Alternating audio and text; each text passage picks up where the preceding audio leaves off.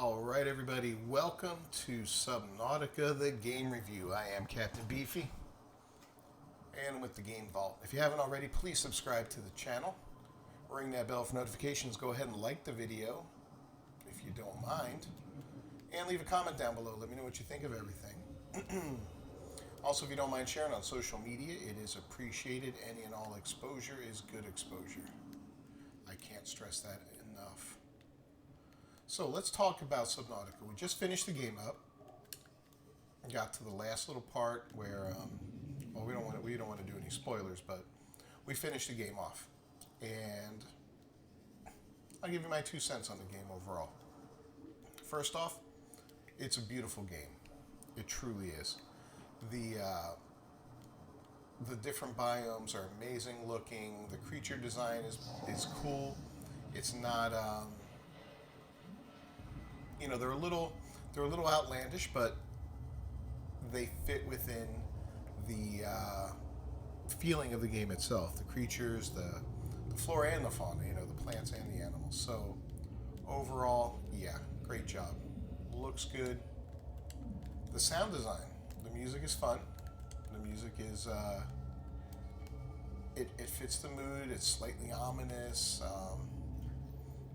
It'll creep you out as you're going through the depths, especially when you hear that thumping sound that indicates there's something going on in the area, something potentially bad, maybe a leviathan or something like that, or you're under attack.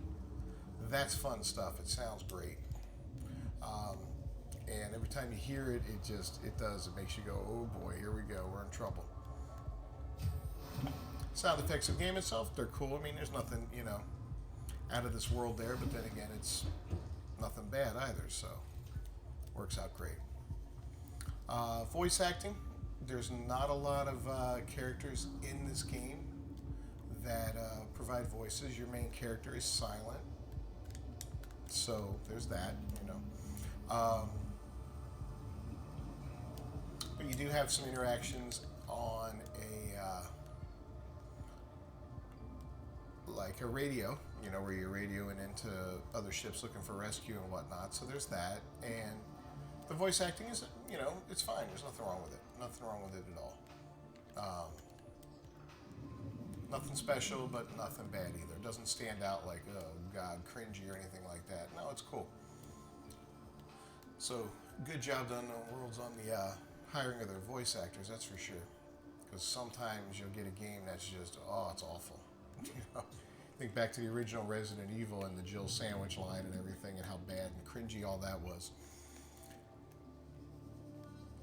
Now, this is a survival game, so the trick is to stay alive. Now, the thing is, as far as survival games go, this is a great one for somebody who's never played a survival game, because it is not very complex. You've got 3 things to manage, or 4 things to manage, and they're all down in the bottom left-hand corner of the screen, and that is your health, which is the red circle, your hunger, which is the orange circle, your thirst, which is the blue circle, and then your O2, your oxygen level, which is the big circle. If you manage to keep all of those in good standing, you're doing fine. You don't have to worry about all these other things, There's no degradation of weapons or armor. In fact, there's really no weapons in the game, so you don't have to worry about upgrading weapons and all that fun stuff. It's just a matter of, you've got one little survival knife, and you got a stasis gun which freezes things, and that's pretty much it. Oh, and then propulsion cannon, So nothing that puts you into combat. There's no upgrades, no mods, none of that kind of stuff. It's all very, very basic as far as that goes. And like I said, you don't have to worry about upgrading armor and all that. There are a couple different dive suits in the game. Only one of them is built for protection. The rest of them serve different purposes. One of them generates water for you. One of them protects you from radiation. So there's, little differences to them, but overall it's just very, very basic. And that's good. It works. It works for this game. You don't have to worry about managing a skill tree like you do in a lot of games. Like, we saw Dying Light and how it had a skill tree that had two different um, branches on it that you had to worry about. That's nothing. You don't have any type of stuff like that in this game. You don't have any skills to upgrade. You don't have to worry about upgrading your health. You don't have to worry about upgrading stamina or anything like that. You do it through equipment, pretty much. Like, instead of stamina, you have oxygen, which is pretty much your closest thing to stamina in this game. And you upgrade that with a better air tank, and there's a couple levels of air tanks that you can upgrade. Your health you don't really upgrade, but you can upgrade your suit, your little diving suit, so that it provides more protection and in essence gives you a higher health level. So there's that. What else have we got on that? That's pretty much it on that. The storyline is pretty basic, but there's nothing wrong with it. It's not bad at all. You are trapped on the planet. You crash land there, and you have to find your way off the planet so you can go back to Earth. You can go home. And that is really the game in a nutshell. You're trying to get home. And while you're on the planet, you learn that you're infected with some sort of weird bacteria. So you've got to find a cure for that, because the planet is quarantined by some alien race that seems to be long gone. And they've quarantined this planet and made it so nobody can escape it,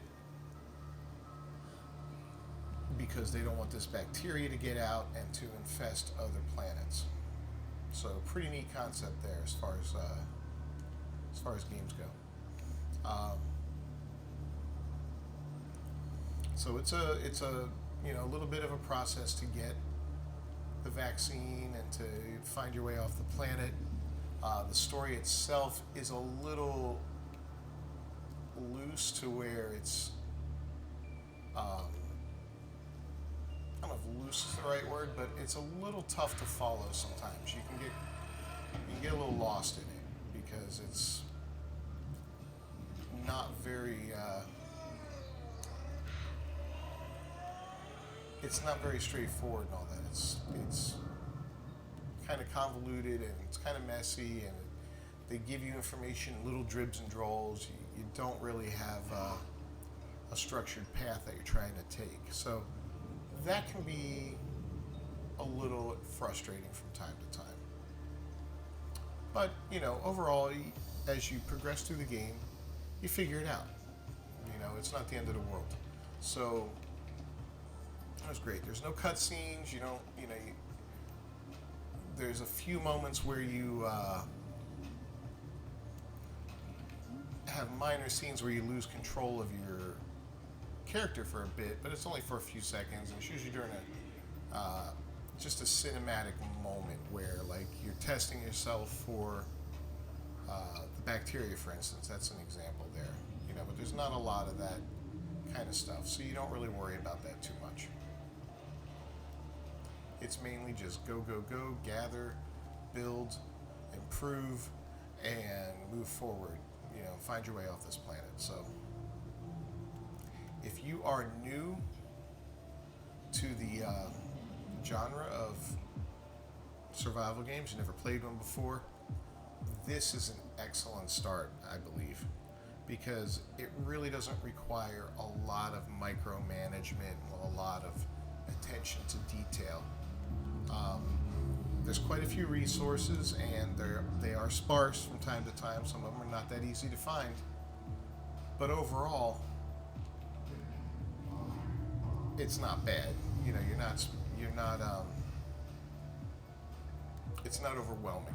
The resources are, like I said, some of them are a little sparse, but as you progress in the game and get better and better equipped and all that, then you'll learn where these things are, and you're able to find them.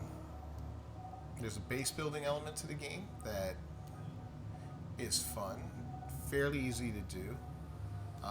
It's not resource intensive, so it's not like you need hundreds and thousands of items to make a base. It's pretty simple, actually. You know, a couple pieces of this, three pieces of that, boom.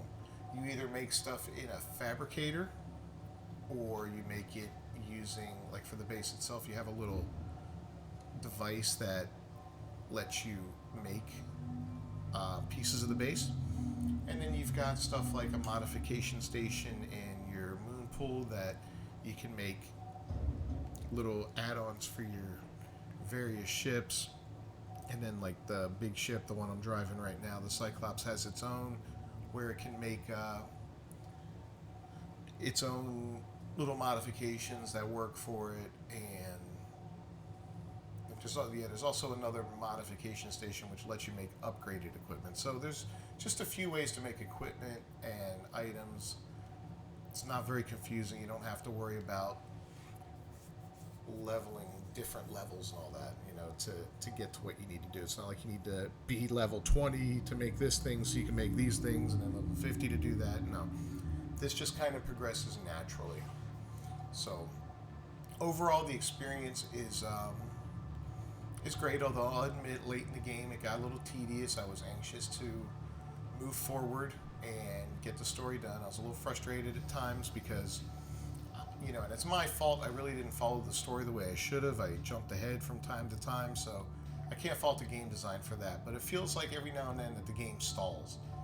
And if you don't get lucky and find that next thing you need to do, well, then you're kind of screwed. So that is just how it felt. Is it that way? Maybe I'm wrong. Let me know in the comments what your experience is with the game, and if it was anything different than that. I'd like to hear from you on that. But overall, highly recommend the game. I think Subnautica was a lot of fun. It's something now that I'm done, you know, and I remember in the last episode I did a save right before I did the final thing I needed to do. So I'm able to come back in now, final moment of the game, and just play around a little bit. So like I'm going down to my little deep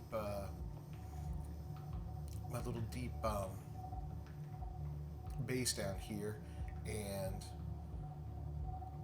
I'm gonna finish up that little fish tank I've been working on and raising whatever I'm raising in there. Maybe build a little bit more on there and just play around with it, because you know the building part of the game's fun. And it can be a little zen if you want to just relax a little bit and chill out and